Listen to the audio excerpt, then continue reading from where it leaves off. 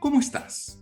Bienvenido a una nueva entrega de nuestro canal.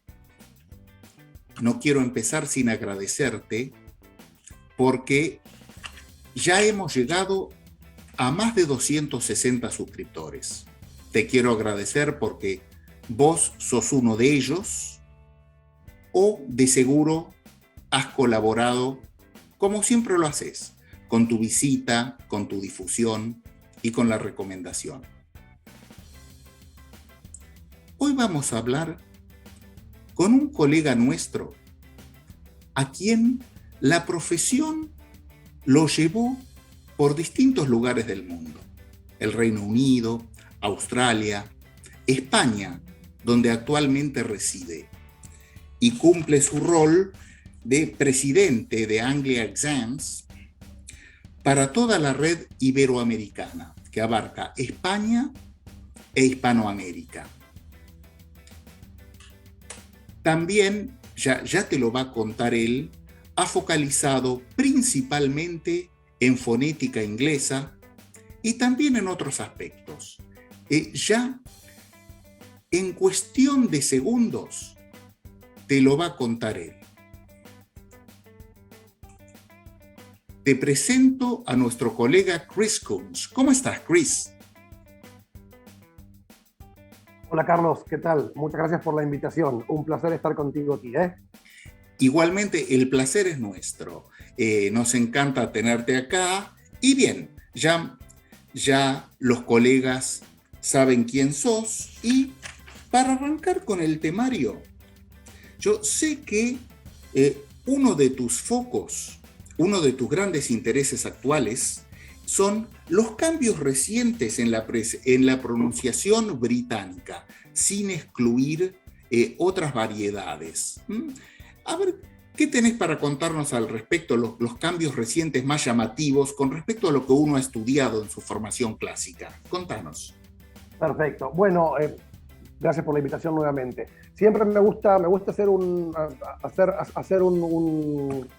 tener en ambos lados de un espectro, tener lo que llamamos RP, Received Pronunciation, y en el otro lado tener lo que se llama Cockney, ¿no? Porque a lo mejor cuando uno habla de Cockney, cuando uno piensa en Cockney o cómo se oye el Cockney hablado de forma natural, a lo mejor a alguien no le puede llegar a gustar o parecer del todo correcto la parte de cómo se articulan los sonidos, qué vocabulario se elige, porque bueno, se elige vocabulario que puede ser tildado de no ser lo suficientemente estándar. La parte de gramática también, por ejemplo, se usan dobles o negativos dobles, I don't like nothing, que la gente a lo mejor al no ser tan estándar le puede llegar a no gustar.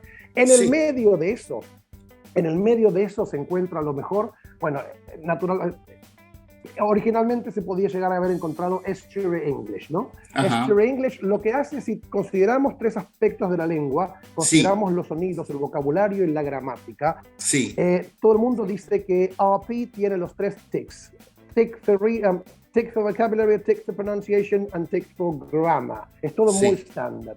Y en el otro lado tenemos Cockney, que a lo mejor a la gente no le gusta mucho, o sea, no le da un tic, sino una cruz en la parte de pronunciación, porque a lo mejor es un poco articulado de manera muy casual. La parte de vocabulario, se usa vocabulario que no es estándar, y la parte de gramática también se usa gramática o estructuras gramaticales que no se consideran correctas. Bueno, siempre decimos que a la gente a lo mejor le gusta hablar con un acento muy, muy cuidadoso, pero tiene que poner tanto en la producción de ese acento que a lo mejor lo hace a expensas de otras áreas, como la gramática y el vocabulario. Bien. Por ende, lo que se creó de forma natural es Estuary English, back then, que lo que hace es hacer uso de una pronunciación bastante más relajado, pero aún así usa formas de vocabulario y formas de gramática que son totalmente estándar. Entonces la gente se puede relajar bastante en la producción de sonidos, pero no a expensa de otras áreas. Por eso, Estuary English es muy aceptado en todo el mundo y Cockney no es tan aceptado porque no únicamente la parte de pronunciación deja de ser estándar, sino a lo mejor la parte de vocabulario y la parte de gramática. Habiendo dicho eso, hoy en día se habla de MLE, Multicultural London English. Interesante.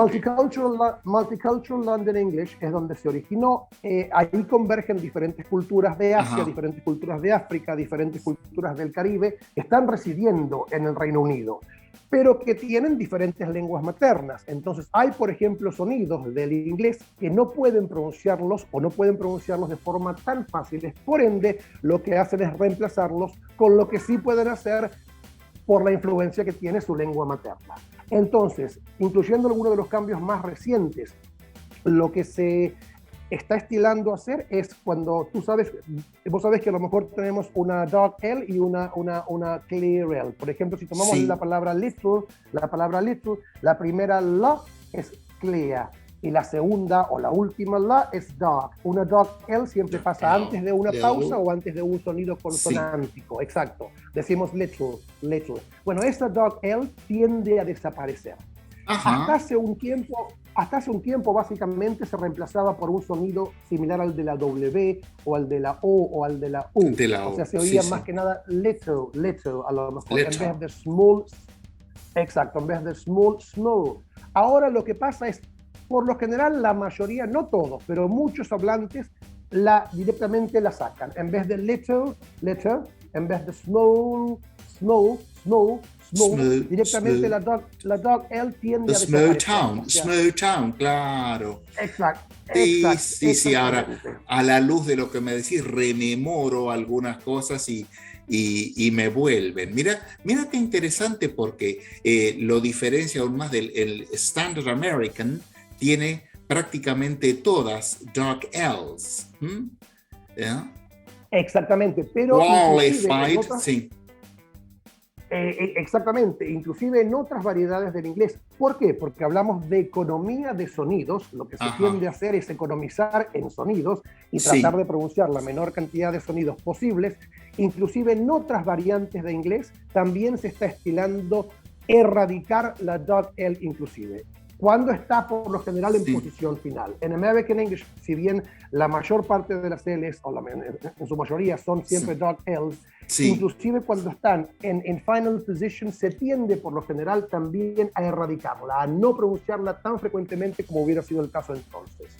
Mira vos, eso es una gran novedad, porque eran prácticamente todas. Un colega nuestro, acá muy querido, Oriel Villagarcía, que habla un inglés Standard American, yo le decía acá, vos, me doy cuenta, vos pronunciás todas las R's y pronunciás todas dark L's, y me dice, si prestas atención, no todas, la mayoría, me decía, muchas más de las que estás acostumbrada vos, por mí, que has recibido una formación del Standard British. Así que, Vanessa, por el lado de las consonantes, la gran novedad es la tendencia a desaparecer de aquella famosa dark L que nos ha bajado nota en tantos parciales. Exactamente, y repito, si bien no es únicamente en inglés británico donde está pasando, está pasando muy prioritariamente en inglés británico, pero no deja de lado a otras variantes del inglés, como por ejemplo inglés norteamericano, en donde también hay casos en donde la dark L evidentemente se está tratando de erradicar. ¿Por qué? Hablamos de lo mismo, economy of sounds. The less you pronounce, the better it is, the sloppier you can go. Claro, muy bien. Así que economía del sonido es un concepto clave. Y en la tendencia actual, sin duda.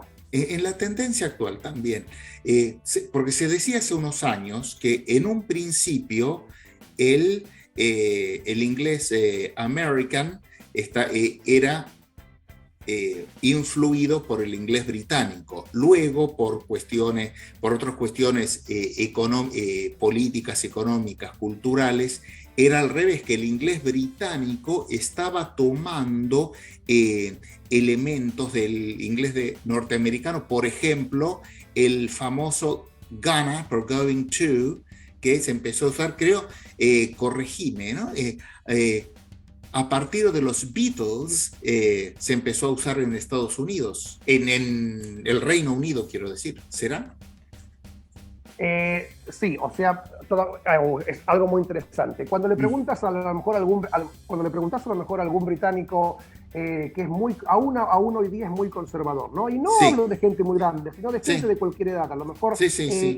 Y le preguntas, la palabra hello guys, ¿a qué te suena? Te va a decir por lo general, la primera reacción natural es, me suena algo muy americano, pero 2 minutos más tarde está usándolo él o ella. Entonces, les suena americano a lo mejor porque les gustaría, por así decirlo, que siga siendo básicamente americano. Pero no, palabras americanas hoy, y ya hace un tiempo, se están usando totalmente de forma muy frecuente en el Reino Unido, y la gente a lo mejor las usa sin estar totalmente familiarizados con el hecho de que consciente de que las están usando, exactamente. Sí, exactamente. Estaba buscando la palabra aware para decirla en español. Te leí. Exactamente. Así que a lo mejor los británicos hacen uso de, por ejemplo, vocablos predominantemente norteamericanos sin estar tan conscientes de que lo están haciendo. Y cuando uno les pregunta, dicen, no, eso es muy americano, acá no se usa, y 2 minutos más tarde están usándolo. Guys es algo totalmente común, es moneda muy corriente. Y a lo mejor, a ver, por ejemplo, otra cosa, a lo mejor también para referirnos, a ver, buddy, a lo mejor cuando un padre se refiere a un hijo, un padre británico se refiere a un hijo, hey buddy, que es muy americano ese buddy, también se usa mucho por las generaciones más jóvenes. Y si le preguntaste, dicen, no, eso es muy americano, acá no se usa. Y 2 minutos más tarde está usándolo para conectarse con su hijo. Es muy común también eso. Mirá vos, estar atravesado culturalmente sin darse cuenta. Uh-huh. Exactamente, o a lo mejor sin darse cuenta en lo que tiene que ver con el repertorio que uno mismo usa, pero sí a lo mejor cuando lo oye usar, cuando se usa por otra persona, pero a lo mejor en el repertorio de uno mismo no están tan conscientes de la gran cantidad a lo mejor de americanismos que usan, pero sí los usan al final del día sin lugar a dudas. Claro, porque una cosa que siempre hablábamos en el profesorado de cuando habláramos con nativos, que nos decían, no, ellos no se van a fijar tanto como nos fijamos nosotros, porque ellos simplemente hablan, nosotros nos fijamos en los detalles. Ellos, y respondiendo a tu pregunta que nos hemos ido de eje un poco. Sí, los Beatles en su momento lo que hicieron fue masificar el uso de un gonna de forma tan masiva, evidentemente, valga la redundancia, tan grande, que sentó precedente y mucha gente en Gran Bretaña comenzó a adaptar ese uso del going to de forma más informal. Pero básicamente eso comenzó a usarse en inglés norteamericano y luego atravesó el Atlántico y comenzó a ser usado por los británicos de forma más frecuente por no únicamente los Beatles, sino porque a lo mejor referentes en diferentes aspectos socioculturales también los habían comenzado a usar ya desde entonces, sin lugar a dudas. Claro, y también según hay otros estudiosos, ahí los Beatles, como querían llegar al mercado norteamericano, querían cruzar el Atlántico, como vos decís, habrán imitado algunos usos para llegar, como, qué sé yo, por ejemplo, haciendo un paralelo con español. Bueno, algo que le criticaron a Serrat, pero a Joan Manuel Serrat, pero es parte de la realidad. En una canción de él que dice en un momento dado, le tapo las chapuzas, le presto mi piso. Y yo lo he oído cantarla en vivo en Buenos Aires, se decía, le tapo las cagadas, le presto mi piso, usando el término que usaríamos nosotros como para llegar a nosotros. Y entonces ellos, como el objetivo era llegar al público de Estados Unidos, habrán imitado algunos procedimientos que después llegó y hizo el otro camino. qué interesante. Exacto, pero vos sabés, Carlos, que en el caso de la música y los cantantes, sí. no importa de qué país de habla inglesa, y no únicamente de habla inglesa, ahora te doy unos ejemplos, pero no Bien. importa de qué país de habla inglesa vengan, siempre tienden a americanizar su pronunciación para hacerlo más internacional. Te cuento una anécdota. ¿Cómo no? Yo tengo mellizos de 7 años, Milo y Noah, y su lengua materna es inglés, y su segunda lengua es español, ¿no? Y tienen su lengua materna es inglés americano. No nos preguntes a mí y a mi esposa por qué inglés americano, o sea, tenemos nuestra teoría y creo que es por eso, creo que es por la influencia que han tenido desde siempre por sus tablets, pero tienen, bueno, sí. Su lengua materna es inglés americano. Y, por ejemplo, el otro día, hace un tiempo, estábamos en el coche y estaba pasando una canción de Adele y Noah me dice, Adele is British, but she sounds American. Why is that the case?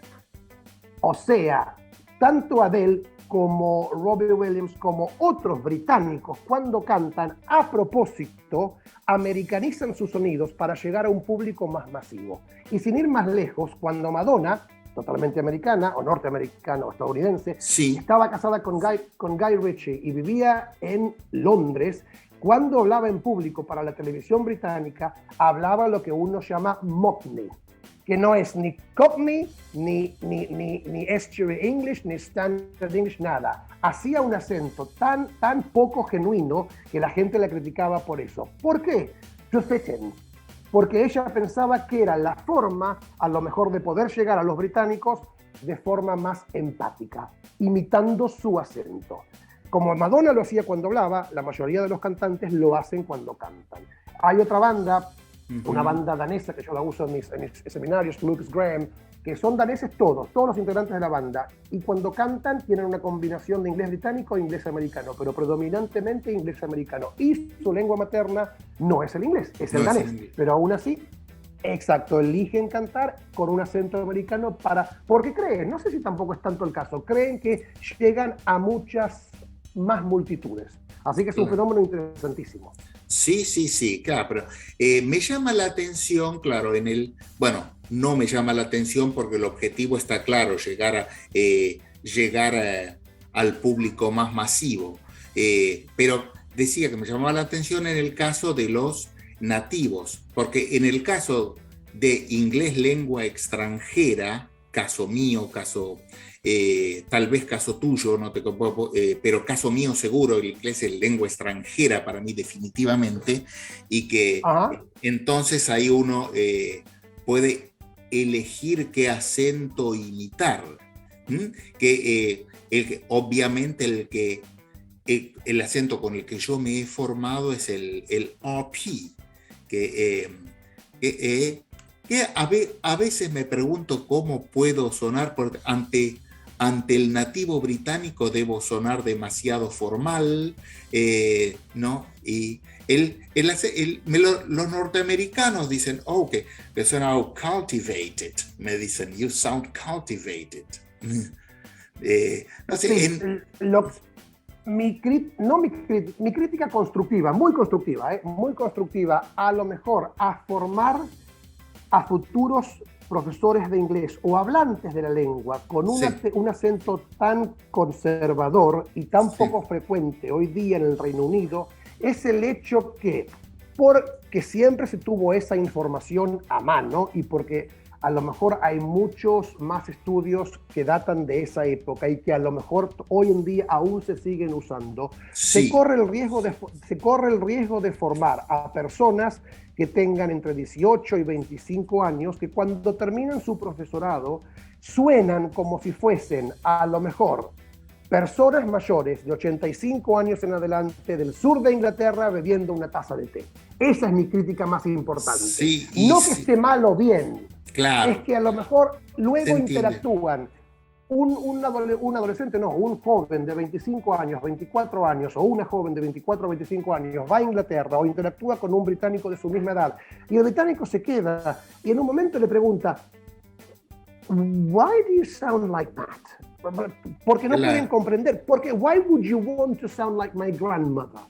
Eso a lo mejor es el cuestionamiento. ¿Por qué no a lo mejor ayornar un poco la pronunciación? Está perfecto que elijan un acento muy estándar, pero ayornarlo, porque inclusive el RP, hoy día los que hablan RP hablan un RP muy, muy diferente a lo que se hablaba entonces. Claramente, porque language is alive and kicking.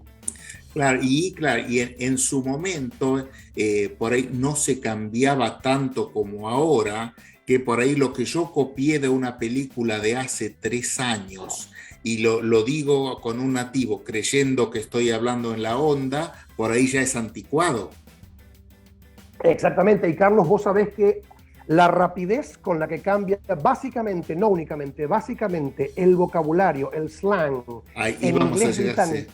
Exactamente, el inglés británico comparado con la rapidez en que cambia el slang de otras variedades de inglés y de otros idiomas es muchísimo más rápido. El slang británico varía constantemente. ¿Por qué? Porque el slang británico, a diferencia del slang en otros idiomas, lo usa tanto un niño como un adolescente, como un adulto mayor. Sí, o sea, el nieto, el padre y el abuelo tienden a usar a lo mejor en un momento de su vida, en un tipo de conversación, las mismas palabras que están de moda en ese momento, porque las usa todo el mundo. A lo mejor en Argentina el slang queda para las generaciones más jóvenes, como es el caso de otros idiomas también. Claro, pero no sé si pasa ahí en el inglés, por ejemplo, en el lunfardo nuestro, ya pasando como uno de los temas anunciados era la parte léxica, la parte, recién lo de fonética lo has explicado muy bien, pero las palabras que originalmente acá en porteño eran lunfardos, por ejemplo, en su momento era prácticamente una mala palabra decir una mina para hablar de una mujer. Exactamente. Porque era en el lunfardo original era, es más, hasta incluso sinónimo de prostituta. Se ha pasado, llamaron a 2 minas, se entendía que llamaron a 2 prostitutas. En el lenguaje actual, eso ya es moneda corriente. Una amiga que está esperando a otra amiga, dice, ¿qué le pasa a esta mina que se atrasó? Exactamente. Y así, claro. Y entonces, claro, que eran... después, claro, el lunfardo va tomando otros términos específicos cuando ya se estandarizan. Eso que... Exactamente. Lo más notable en cuanto a inglés, y específicamente, no únicamente inglés británico, en cuanto al uso del slang, es que el slang cambia mucho más frecuente que en otros tipos o variantes de inglés y en otras lenguas, claramente. Volviendo al tema de los cambios, un cambio muy, muy importante que está pasando, que a lo mejor hasta hace 40, 50 años estaba muy mal visto y era únicamente Cockney, far too Cockney for my taste, they might have said, es el uso de la glottal stop. El uso de o un full glottal stop o una glottal stop parcial.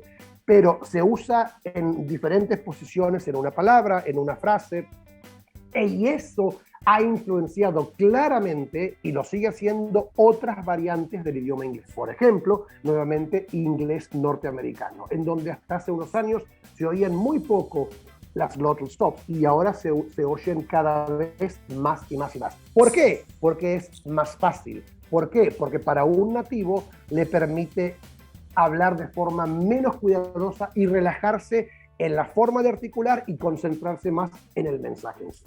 Sí, sí, estoy seguro de que si ahora, a la luz de esto que nos decís, algunos colegas le prestamos atención a la próxima película norteamericana que veamos, vamos a notar ese detalle de la glottalization que vos decís. Exactamente, y puede pasar total replacement o puede pasar partial replacement. Claro. Por ejemplo, si yo digo a lo mejor, en vez de what, digo what, ahí estoy haciendo un full replacement. Exacto, pero si digo what, y queda ahí, mis órganos de producción del sonido están preparados para producir el sonido, pero no lo largo, no lo dejo salir, eso es un partial replacement, un glottal reinforcement. What, a diferencia de what. ¿Oís la diferencia? Sí.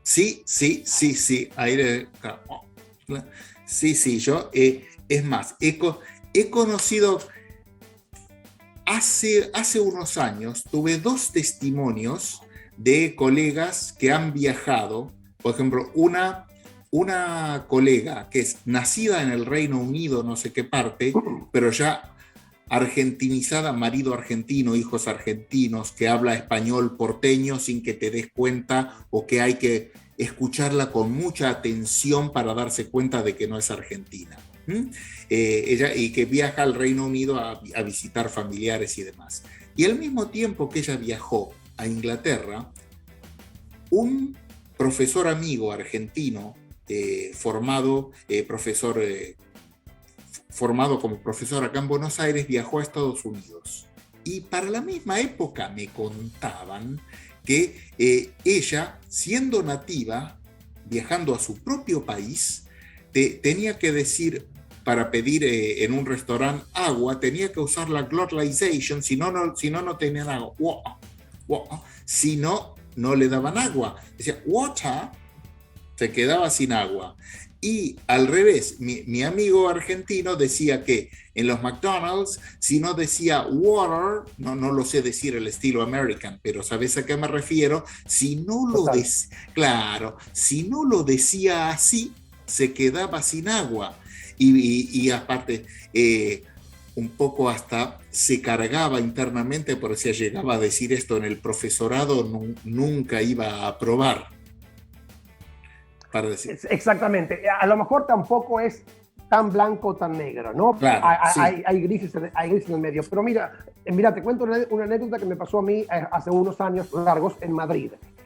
Yo estaba en Madrid y estaba yendo de una reunión a otra. Llovía, siempre la cuento en los seminarios cuando hablo del tema. Sí. Llovía. Yo tenía, en esa época tenía el Walkman, así que imagínate cuántos años hace. Y tenía los auriculares... Los auriculares puestos, nada, y tenía que llegar justamente de todos los lugares a la calle Callao. No podía haber sido otra calle, a la calle Callao. A la calle Callao. Exactamente, con mi acento porteño, estaba perdido, no sabía cómo llegar, había teléfonos móviles, pero no había GPS en el teléfono, exactamente, sí. No tenía internet en el teléfono, y me saco los auriculares y le pregunto a una mujer en ese momento de mi edad ahora, 50 más o menos tendría, yo tengo 51, y le digo, nada, estaba totalmente unaware de lo que iba a decir, y le digo, discúlpame, ¿cómo llego a la calle Callao? La mujer me miró y atinó a decir nada, me miró totalmente perdida, y le repetí pensando que no me había oído, discúlpame, ¿cómo llego a la calle Callao? Y ahí me di cuenta que la mujer no me entendió nada, y le dije, perdón, quiero ir a la calle Callao. Entonces, pues tío, hubieras dicho. Pues... O sea, ¿por qué? Porque su cerebro estaba preparado para oír algo along the lines of calle Callao. Cuando le dije disculpa en vez de disculpe o perdone, a la calle en vez de calle, Callao en vez de Callao, todo rápido, con mi acento argentino, a la mujer la perdí. Mira.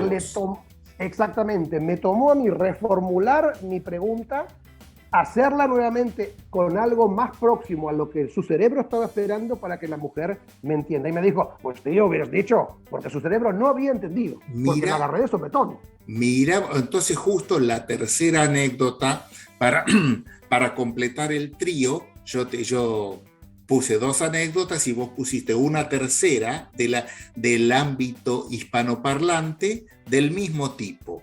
Así que bien. Exactamente.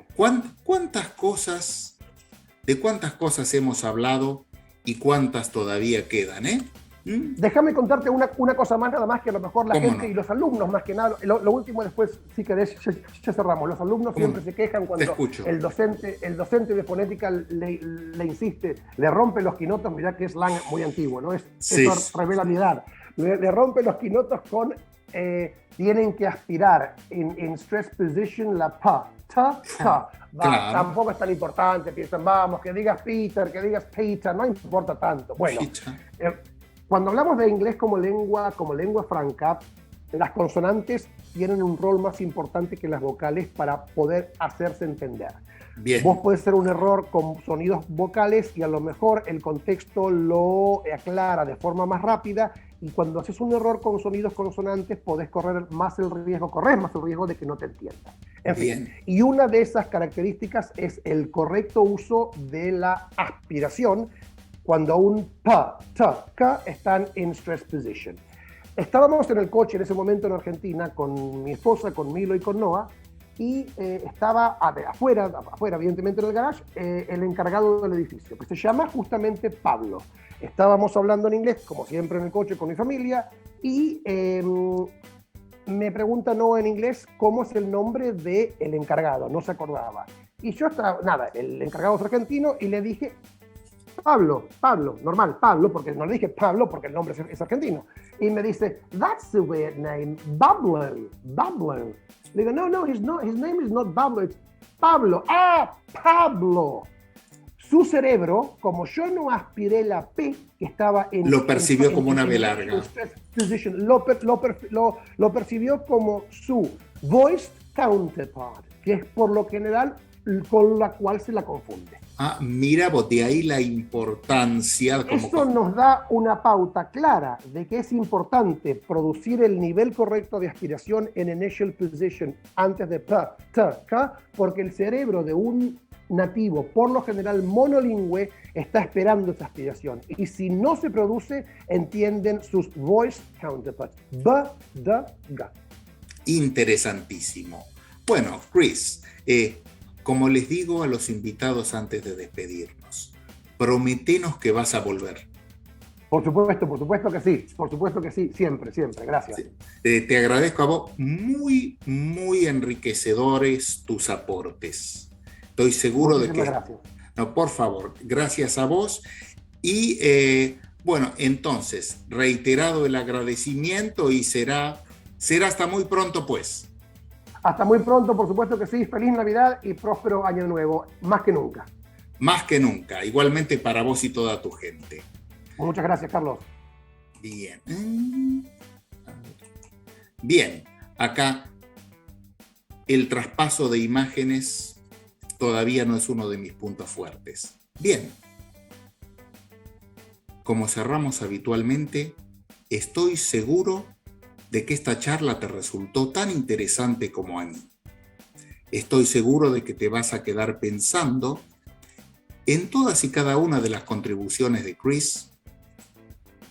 Estoy segurísimo también de que a la próxima película o sitcom de origen norteamericano que veas, le vas a prestar atención a las glotalizations, a las manías de los profesores. Acá le hemos agregado todavía más. Bien, la invitación de cada semana. Si crees que lo merecemos, estás invitado a suscribirte, a poner tu like, a comentar y todo lo demás. Muy bien, sin más que decir, vuelvo a agradecerte y será hasta muy pronto.